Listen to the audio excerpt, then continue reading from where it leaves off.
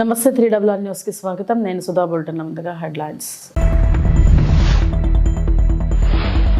తిరుమలలో సూర్యప్రభ వాహనంతో మొదలైన రథసప్తమి వేడుకలు.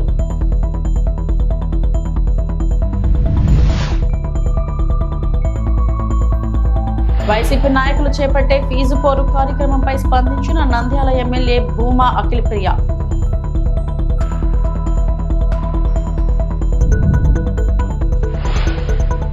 శంషాబాద్ ఎయిర్పోర్ట్ లో గొంగడి కృష్ణకు ఘన స్వాగతం.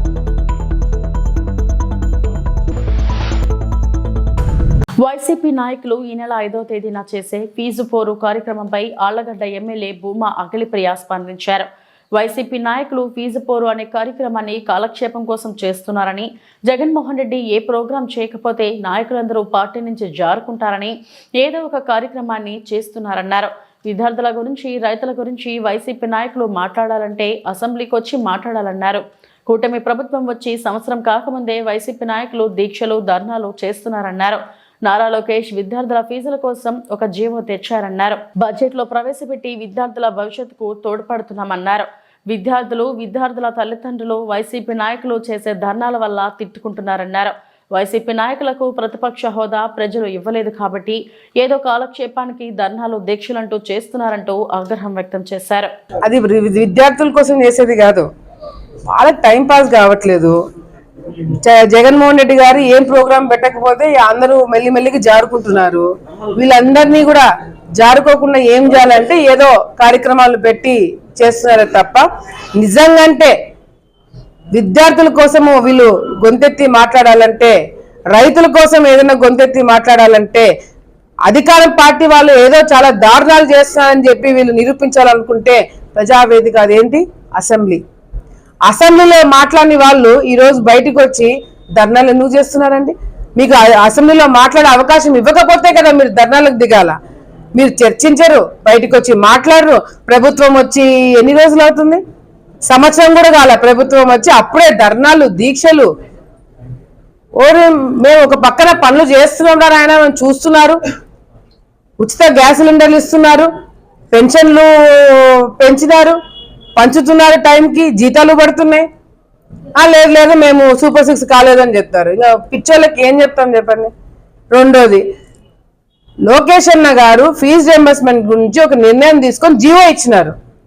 ఒక పక్కన మేము జీవో చూపించి మార్చి అయిపోయిన తర్వాత ప్రభుత్వం ఒక నిర్ణయం తీసుకుంటుంది, బడ్జెట్ సమావేశాలు జరుగుతాయి, దాని తర్వాత నిర్ణయం తీసుకొని ఒక డేట్ అనౌన్స్ చేయడం, దాని తర్వాత స్టార్ట్ అవుతుందని ఒక పక్కన మేము చెప్తుంటే లేదు మేము ధర్నాకు దిగుతాం. దేనికోసం ధర్నాకు దిగుతున్నారు? ఎవరి కోసం చేస్తున్నారు?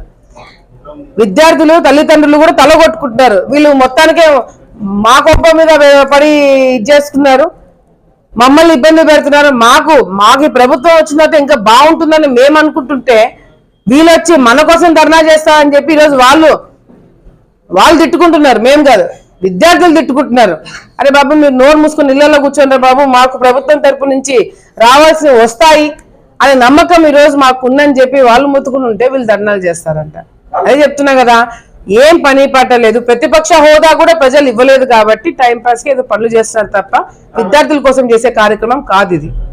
మహిళల అండర్-19 ప్రపంచ కప్, ఉమెన్స్ అండర్-19 T20 WCలో అత్యద్భుత ప్రతిభ కనపరిచి పట్ల ప్లేయర్ ఆఫ్ ది టోర్నమెంట్ సాధించిన గొంగడి త్రిష ఆనందం వ్యక్తం చేశారు. మలేషియా నుంచి బెంగళూరు మీదుగా గొంగడి త్రిష ధృతి కేసరి హైదరాబాద్ చేరుకున్నారు. వీరికి హెచ్సిఏ అధ్యక్షుడు జగన్మోహన్ రావు ఘన స్వాగతం పలికారు. ఆడాను కానీ లాస్ట్ 3 runs ఉన్నప్పుడు అవుట్ అయ్యాను ఫైనల్స్ లో. ఈసారి వాట్ ఎవర్ ఐ గాట్, నేను నా బెస్ట్ ఇవ్వాలనుకున్నా, ఇచ్చాను. ప్లస్ ఆ ఫైనల్ రన్ కూడా కొట్టి రావాలనుకున్నా, సో నాట్ అవుట్ వచ్చా. మితాలీది ఆఫ్ కోర్స్, బికాజ్ ఆమెను చూస్తూ పెరిగాము, సో యా ఎప్పుడు ఆమె ఉంటుంది. నేను క్రికెట్ స్టార్ట్ చేసిందే నాన్న వల్ల, అమ్మ నాన్న వల్ల. వాళ్ళు లేకపోతే నేను ఇక్కడ ఉండేదాన్ని కాదు. ఆయన చూపించిన డెడికేషన్ కానీ, ఆయన చూపించిన ఏదన్నా ఆయన వల్లే ఇక్కడ ఉన్నాను. సో ఆల్ క్రెడిట్స్ వాళ్ళిద్దరికే వెళ్తాయి. అమ్మ చాలా హ్యాపీగా ఉన్నానండి, బికాజ్ లైక్ నేను ముందు చెప్పినట్టు లాస్ట్ టైం అంతా అంటే ఆపర్చునిటీస్ రాలేదు. ఈసారి వచ్చినప్పుడు చాలా నా బెస్ట్ ఇచ్చి ప్లేయర్ ఆఫ్ ద టోర్నమెంట్ అవ్వటం ఇంకా స్పెషల్గా ఫీల్ అవుతుంది. అమ్మాయిలు కూడా స్పోర్ట్ని ఒక కెరియర్ లాగా చూస్ చేసుకోవచ్చు. ఇట్స్ జస్ట్ నాట్ స్పోర్ట్ అన్నట్టు. ఇందులో కూడా మంచి కెరియర్ ఉంది, అమ్మాయిల్ని పంపొచ్చు. అంటే వెదర్ కండిషన్స్ అక్కడ అంటే మేము ఫస్ట్ నుంచి ఆల్మోస్ట్ 1 year నుంచి మేము ప్రాక్టీస్ చేస్తున్నామండి కలిసి. సో మా కోచెస్ మాకు ముందే చెప్పారు, ఇట్లాంటి వికెట్స్ ఉంటాయి, ఇట్లాంటి పిక్చర్స్ మేము ఆడతాము అని. సో దాని బేస్ పైన మేము ప్రాక్టీస్ కూడా చేసాము. సో మాకు దానివల్ల చాలా ఈజీ అయింది మాకు. తిరుపతిలో రౌడీయిజాన్ని వైఎస్ఆర్ కాంగ్రెస్ పార్టీ పాలనలో పెంచి పోషించింది కరుణాకర్ రెడ్డేనని ఎమ్మెల్యే ఆరణి శ్రీనివాసులు విమర్శించారు. కరుణాకర్ రెడ్డి నియంతృత్వ పోకడలను భరించలేకని వైసీపీని కార్పొరేటర్లు వేడుతున్నారని ఆయన చెప్పారు. తన నివాసంలో మీడియాతో ఎమ్మెల్యే ఆరణి శ్రీనివాసులు మాట్లాడారు. డిప్యూటీ మేయర్ ఎన్నికల్లో ఎన్డీఏ కూటమికి మెజారిటీ లేదని ఆరోపిస్తున్న కరుణాకర్ రెడ్డి తన పార్టీకి మెజారిటీ ఉంటే ఎందుకు ఓటింగ్కు కౌన్సిలర్లను పంపలేదని ఆయన ప్రశ్నించారు. కౌన్సిల్ సమావేశంకు వెళ్తున్న తమను ఎస్వి యూనివర్సిటీ సమీపంలో అడ్డుకొని దౌర్జన్యానికి వైసీపీ నాయకులు దిగారని ఆయన ఆరోపించారు. వైసీపీ నాయకులు దౌర్జన్యం చేసి ఎన్డీఏ కూటమి నాయకులు దౌర్జన్యం చేశారని, కరుణాకర్ రెడ్డి అసత్య ఆరోపణలు చేస్తున్నారని ఆయన విమర్శించారు. ప్రభుత్వ భూముల్లో అనుమతులు లేకుండా నిర్మించిన భవనాలపై మున్సిపల్ అధికారులు చర్యలు తీసుకున్నారనే కానీ నాయకులు కాదన్న వాస్తవాన్ని కరుణాకర్ రెడ్డి గుర్తుపెట్టుకోవాలని ఆయన సూచించారు. నేను ఒకటే కరుణాకర్ రెడ్డిని అడుగుతున్నా. గత 20 ఏళ్ళుగా 25 సంవత్సరాలుగా వైఎస్ఆర్ పాలనలో కానీ జగన్మోహన్ రెడ్డి పాలనలో కానీ తిరుపతిలో జరిగిన ఎన్నికలు నిష్పక్షపాతంగా జరిగాయా? ఎంతమంది కలెక్టర్లు, పోలీస్ అధికారులు, డిఎస్పీలు, సిఐలు మీ వల్ల బలయ్యారు? బై ఎలక్షన్లో కానీ, జనరల్ ఎలక్షన్లో కానీ, ఎంపీ ఎలక్షన్లో కానీ, మున్సిపల్ ఎన్నికల్లో కానీ గత 30-40 సంవత్సరాలుగా తెలుగుదేశం పార్టీ ఎలక్షన్లు జరుగుతూ ఉంది. చిత్తూరు ఉమ్మడి జిల్లాలో ఏ ఒక్క ఎలక్షన్లోనైనా ఏ ఒక్క దబాయింపులు, బెదిరింపులు, చట్టాలకి వ్యతిరేకంగా పోయి అధికారులు అడ్డంగా పెట్టుకొని బలి తీసుకున్నారా? ఒక్క అధికారిని చెప్పండి. మీ పాలనలో గిరీష కలెక్టర్ గారు సస్పెండ్ కావడం లేదా? సిఐలు సస్పెండ్ కావడం లేదా? డిఎస్పీలు సస్పెండ్ కాలేదా? ఇప్పటికి కూడా మీ జరిగిన ఎలక్షన్లో ఎన్ని కేసులు ఉన్నాయో ఒక్కసారి గుర్తు చేసుకోవాల్సిన బాధ్యత కరుణాకర్ రెడ్డి అనేసి కూడా నేను ఈరోజు తెలియజేస్తున్నాను. చెప్పిందే మీరు చెప్పుకొని తిరుపతి ప్రజలను మోసం చేస్తున్నారు. ఖచ్చితంగా చెప్తున్నాం, తిరుపతి ప్రజలు మీ మాటలు, కరుణాకర్ రెడ్డి మాటలు నమ్మి ఇంకొకసారి ఎన్నికల్లో వైఎస్ఆర్సీపీ ఎన్నికలు కానీ ఏ ఎన్నికలు వచ్చినా కరుణాకర్ రెడ్డి వైఎస్ఆర్సీపీ ఎన్నికలు ఎవరు నిలిచినా గారని గెలుపు ఉండదు. తిరుపతి నియోజకవర్గ ప్రజలు చాలా తెలివైన వాళ్ళు, వాళ్ళకి అన్నీ తెలుసు. వాళ్ళు ఎలా చేయాలనేది కూడా, ఎవరికి ఓట్లు వేయాలని కూడా నిర్ణయాలు తీసుకున్నారు.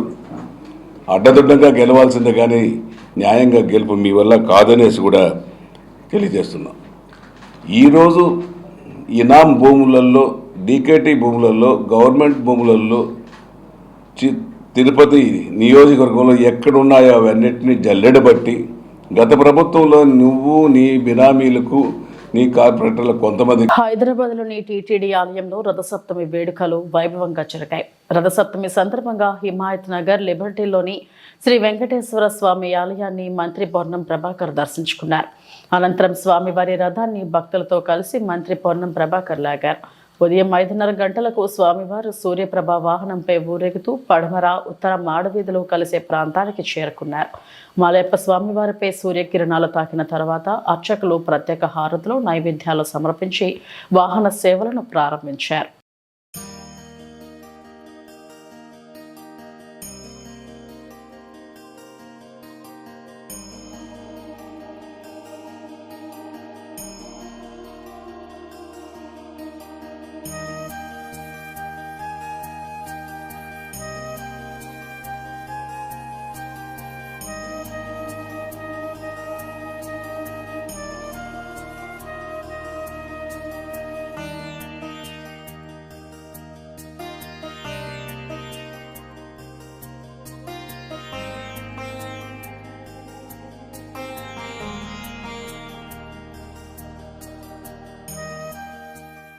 రథసప్తమి సందర్భంగా తిరుమలలో ఘనంగా ఏర్పాట్లు. సర్వాంగ సుందరంగా ముస్తాబైన తిరుమల.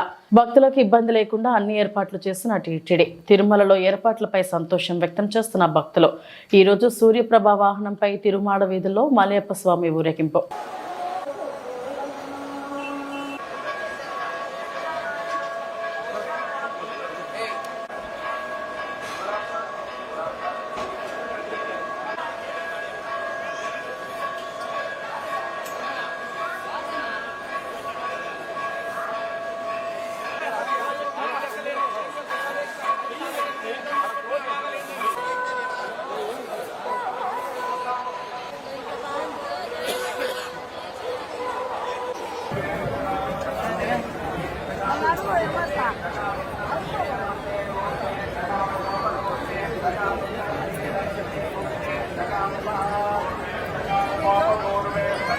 మంచి అరేంజ్మెంట్ చేశారు. చాలా బాగుంటుంది.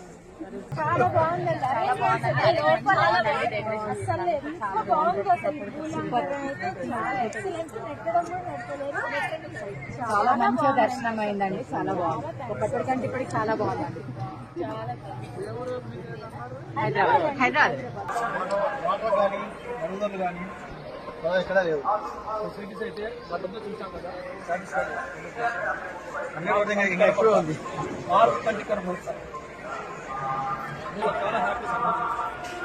ప్రముఖ పుణ్యక్షేత్రమైన శ్రీకాళహస్తీశ్వర స్వామివారి దేవస్థానం నందు రుద్ర పాదాల వద్ద ఉన్న చతుర్ముఖ సూర్య భగవాన్ ఆలయంలో రథసప్తమి సందర్భంగా శ్రీ చతుర్ముఖ సూర్య భగవాన్ స్వామివారికి పలు రకాల సుగంధ ద్రవ్యాలతో శ్రీ చతుర్ముఖ సూర్య భగవాన్ స్వామివారికి ప్రత్యేకంగా అభిషేకించి ధూప దీప నైవేద్యాలను సమర్పించారు.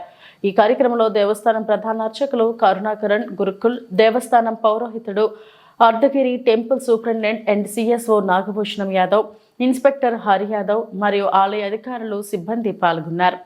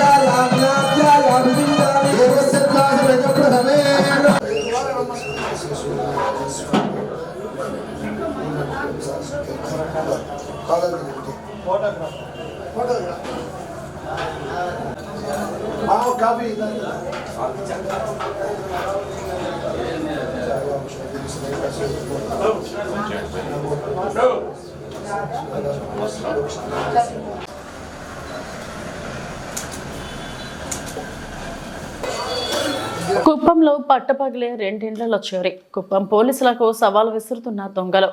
భయభ్రాంతులకు గురవుతున్న కుప్పం పట్టణ వాసులు. కుప్పం పట్టణంలో పట్టపగిలే 2 చోట్ల దొంగతనాలు జరిగాయని సామాజిక మాధ్యమాల్లో విస్తృత ప్రచారం జరుగుతుంది. ఇందులో పట్టణ పరిధిలోని సిటీ కల్చర్ కార్యాలయ సమీపంలో గల ప్రభుత్వ ఉపాధ్యాయుల ఇంటిలో దొంగతనం జరిగిందని బాధితులు తెలిపారు. గణపతి ఆముద దంపతుల వృత్తిరీత్యా ఉపాధ్యాయులుగా పనిచేస్తున్నామని, ఉదయం ఉద్యోగానికి వెళితే సాయంకాలానికి ఇంటికి తిరిగి వస్తామన్నారు. ఈ మధ్య సమయంలో ఇంటిలో ఎవరూ లేకపోవడానికి అదునుగా తీసుకున్న దొంగలు సోమవారం తమ ఇంటి బీగాలు పగలగొట్టి దొంగతనానికి దిగినట్లు తెలిపారు.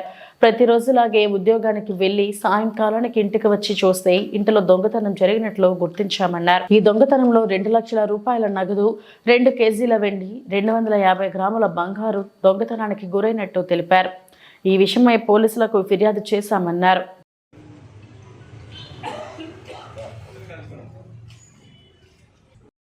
నేను ఎడ్జిటీగా ఎంపీపీఎస్ కంగుంది ప్రైమరీ స్కూల్లో పనిచేస్తున్నాను. మా వైఫ్ గరిసబావిలో పనిచేస్తుంది.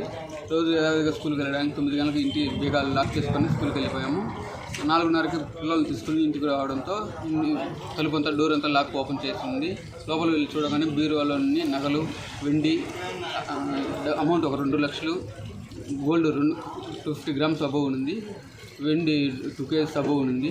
మొత్తం తప్పు జరిగినది. దయచేసి పోలీసు దీని మీద చర్యలు తీసుకోవాలని కోరుచున్నాము. స్కూల్కి వెళ్ళేసి వస్తాము. 9 గంటలకు అంతా స్కూల్కి వెళ్ళిపోతాము.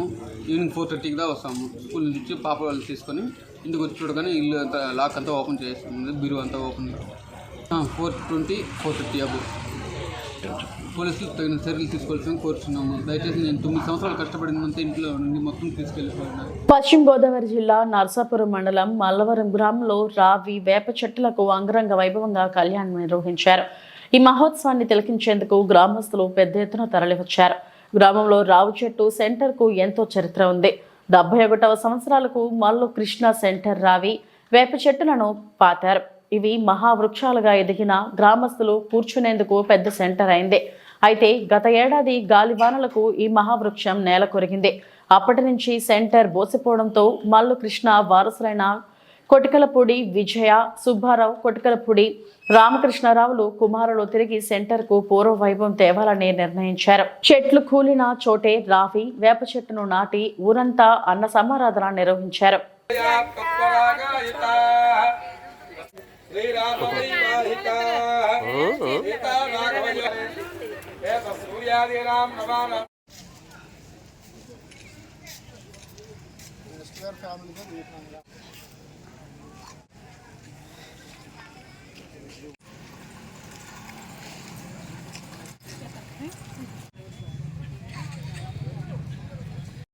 సెకండ్ తీసుకున్న తోటికి చాలా టైం పడుతుంది.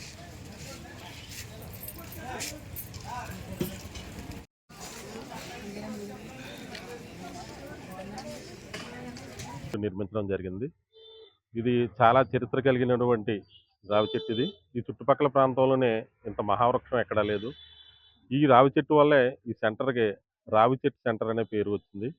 ఆ తర్వాత మల్లు కృష్ణమ్మ గారి మనవలైనటువంటి మల్లు కొటికలపూడి విజయ సుబ్బారావు, వారి కుమారులు, వారి మనవలు, మరలా కొటికలపూడి రామకృష్ణ గారి వారి అబ్బాయి పిల్లలు, వారి మనవలు సహకారంతో మరలా ఇది పునర్నిర్మాణం చేయడం జరిగింది.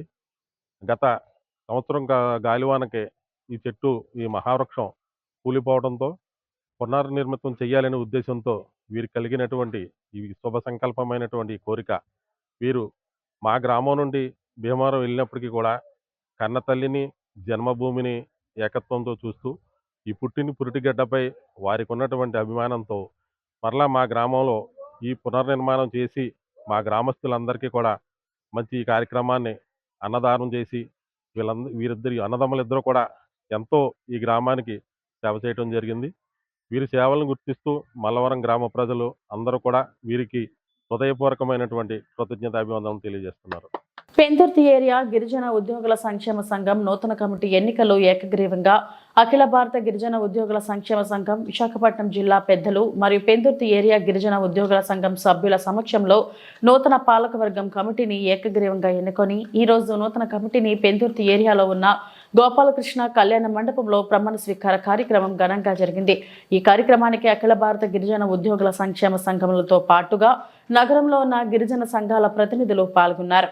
పెందుర్తి గిరిజన ఉద్యోగుల సంక్షేమ సంఘం నూతన అధ్యక్షులుగా రెండోసారి ఏకగ్రీవంగా ఎన్నికైన నెలకే చిట్టిబాబు పెందుర్తి ఏరియాలో సుమారుగా 500 మంది గిరిజన ఉద్యోగులు స్థిర నివాసులు ఏర్పాటు చేసుకుని ఉన్నారని, చాలా మంది ఏ సమస్య వచ్చినా ఎలా పరిష్కరించుకోవాలో తెలియక చాలా ఇబ్బందులు పడుతున్నారని, పెందుర్తి సంఘం ద్వారా కొంతమేరకు సభ్యులు ఎదుర్కొంటున్న సమస్యలు గతంలో పరిష్కరించామన్నారు. తమ కులస్తులు కుటుంబం సభ్యులు గిరిజన ప్రాంతం నుండి మైదాన ప్రాంతంకు వచ్చినప్పుడు సరైన భవనం లేక రోడ్లపైనే ఉంటున్నారని, వారి కోసం ఒక భవనం కట్టదలిచామని అన్నారు.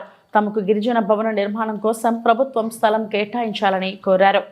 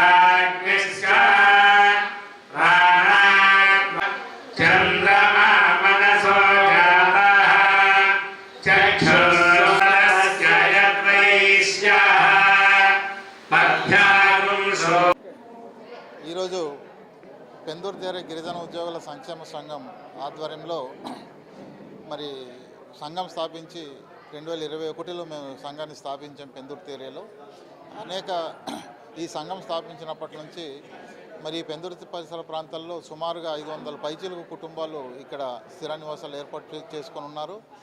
అలాగే మరి వివిధ ప్రైవేట్ సెక్టర్లలో కానీ వివిధ సంస్థలలో కానీ పనిచేస్తున్న వాళ్ళు కూడా సుమారుగా ఒక 500-600 కుటుంబాలు కూడా ఉన్నారు. ఓవరాల్గా ఒక 1000 కుటుంబాలు పెందుర్తి పరిసర ప్రాంతాల్లో గిరిజన కుటుంబాలు ఉంది. ఈ కుటుంబాలన్నీ ఏ సమస్య వచ్చినా సరే ఎక్కడికి వెళ్ళాలో తెలియని పరిస్థితిలో ఉంది. ఈ సంఘం ద్వారా సభ్యులకు ఏ సమస్య వచ్చినా సరే మేమందరూ కోఆర్డినేట్ అయ్యి ఆ సమస్య పరిష్కారం కోసం కృషి చేస్తున్నాము. గతంలో కూడా ఈ సమస్యలు ఎన్నో సమస్యలు వచ్చాయి. పోలీస్ స్టేషన్ గొడవలు కానీ, ఎంఆర్ఓ ఆఫీసుల గొడవలు కానీ, కేజీహెచ్లో అదే ఆరోగ్యాలు బాగలేకపోతే కూడా అక్కడికి వెళ్ళే పరిస్థితులు, హాస్పిటల్స్లో కానీ ఇలాంటి సమస్యలు వచ్చినప్పుడు కూడా మేము పరిష్కరించిన సందర్భాలు చాలా ఉన్నాయి. అలాగే గతంలో కూడా ఒక ఏఎస్ఐకి యాక్సిడెంట్ అయితే కూడా మా సంఘం వెళ్ళి సిపి గారితో కలిసి ఆ సమస్య పరిష్కారం చేయడం జరిగింది. పోలీస్ శాఖ వారు కూడా ఆయన కోసం కాస్త పట్టించుకోకపోతే మేమే వెళ్ళి సిపి గారికి చెప్పి చేసాము. అలాంటి సమస్యలు ఏ వచ్చినా సరే మేము ముందుండి మా సభ్యుల కోసం మేము పరిష్కారం కోసం కృషి చేస్తున్నాము. అలాగే పెందుర్తి పరిసరాల ప్రాంతాల్లో ఇంతమంది ఉన్నా సరే మరి ఎక్కడ కూర్చోవడానికి కూడా ఒక షెల్టర్ లేని పరిస్థితి ఉంది. కాబట్టి ప్రభుత్వం గుర్తించి ఇన్ని కుటుంబాలు ఉన్న ప్రాంతంలో కంపల్సరీ మాకు ఒక కమ్యూనిటీ హాల్ కానీ గిరిజన భవనంకి సంబంధించిన సైటు కానీ ఇవ్వాల్సిన అవసరం అయితే ఉంది. మేము మొన్ననే కలెక్టర్ గారు కూడా రిక్వెస్ట్ చేశాము. తర్వాత లోకల్గా ఉన్న ఎమ్మెల్యే గారు కూడా రిక్వెస్ట్ చేశాము. తర్వాత ఇవి ఇప్పటివరకు నా బులెటిన్ అప్డేట్స్. నమస్తే.